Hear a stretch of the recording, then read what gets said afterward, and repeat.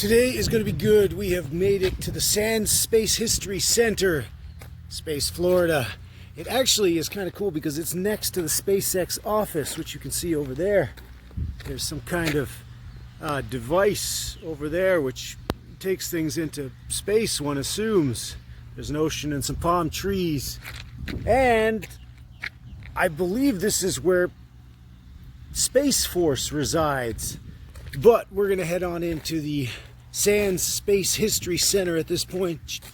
Oh, look at that. It's SpaceX launch operations. But we're going to go to the History Center. Perhaps on the way out we can grab ourselves a job at the SpaceX launch operations. That's where we're going. That's where we'll hit up later.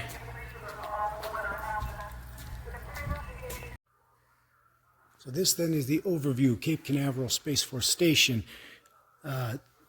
This is the Kennedy Space Area, and then this is the Cape Canaveral Space Force area with all the various launch pads on it. And just got a great lesson on what they were all used for. But the wall surrounding here gives an overview of each one of the launch complexes and landing zones in sequential order. And so if you start over here, you've got Launch Complex 1 and 2. First launched 29th of August 1952, and it talks about what was launched. That's these Snark, what are they, cruise missiles, I guess? And then it goes on. And Launch Complex 3, we're talking 1950 now. And they're not necessarily dated because they were signed off, what I'm told, they were signed off sort of as real estate on a map before they were actually put into play. So we've got 52, Project Mercury boilerplate capsule. Boilerplate is a testing vehicle. 1955 for Launch Complex 5 and 6. 7 and 8 were, I'm told, we just looked it up a second ago, were planned but never actually used. Assigned and planned but never actually used. Then we got 9, 10, 11. We've got this little vernier thruster. And, you know, I've never actually gone hands-on with a vernier thruster before, but that is cool. This, the Navajo, which is outside, which was the thing I pointed to earlier, with the rocket booster underneath it. Here, an actual Rocketdyne LR-89 rocket engine, and it talks about what it uses is kerosene and liquid oxygen, and you can actually see the two turbo pumps bringing in the oxidizer and the rocket fuel, mixing them together and firing this off. We've come a long way since I last did a video on that. So this is Launch Complex 13 and Landing Zone 1. And underneath, it talks, underneath, this is the original site, and then underneath on the white plaques, it tells you what they're currently being used for. So Falcon Heavy that's why it's an LZ1 and 2. So they're landing the Falcon Heavy on what used to be Launch Complex 13 from 1958, 1960. You'll get two pads, 50s, late 50s on Launch Complex 13. 14, we're now into 1957. Here we have an Aerojet LR-19 rocket engine. Rocket engine, that is correct. And then this one, the skid strip, which apparently was where they landed the Snarks on skids. And this is not the one you can fly over with the airplane. That is the landing strip for the shuttles. 1951, and there's apparently many presidents that have landed here, along with some giant cargo planes, including the Antonov. Interesting.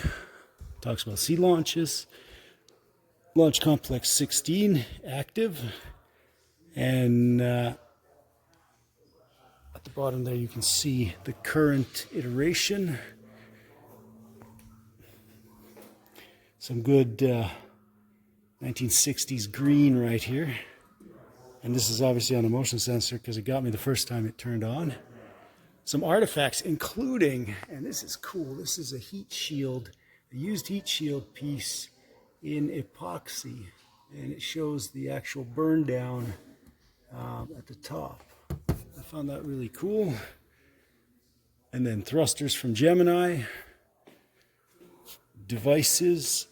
Firefly and Aerospace are currently at Launch Complex 20, and there is the X-20 space plane, which I don't quite know what the progress is. There's a Mace missile, and it talks about them launching Mace missile, improved version of earlier Matador. So it was first the Matador, then the Mace. And this one here is Launch Complex 25 was the Poseidon, and the various other ones. Triton, Polaris, Poseidon, and Triton missiles were tested and built, designed on Launch Complex 25. Explorer 1 satellite model, 26. This might be where Hangar C is now. I'm going to try to get, yeah, this is so where Hangar C is. And if you do the lighthouse tour, which is a different tour, you got to pay for that one. They take you out to a lighthouse and you can actually walk to this and you see the artifacts.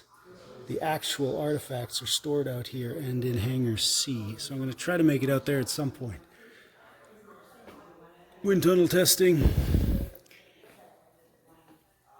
Actual re-entry vehicle nose cone. So this is made from, I think it's a quartz resin. And it's designed to burn away, and this one was apparently used, and so you can see the way it degraded on the re-entry burn. Talks about early hypersonic missiles in here too, and I didn't know they had hypersonic missile designs from back in a long time ago. There's the man with the master plan, John F. Kennedy. Atlas rockets. Delta rocket models and the evolution of the Deltas. Over there we have the evolution of the Atlas rockets. Then of course we have the SpaceX Falcon 9. Obama and Elon over there. And then back out through there. So definitely an interesting one. I'm going to go back and look at the inertial measurement unit, because I find these very interesting too. I'd be remiss if I didn't point this out. So LC-41 is where the Vulcan is being prepared, and I'm only now learning about the Vulcan because this is not my area of expertise, but there was an image of the Vulcan as I came in here. And it looks like an interesting project.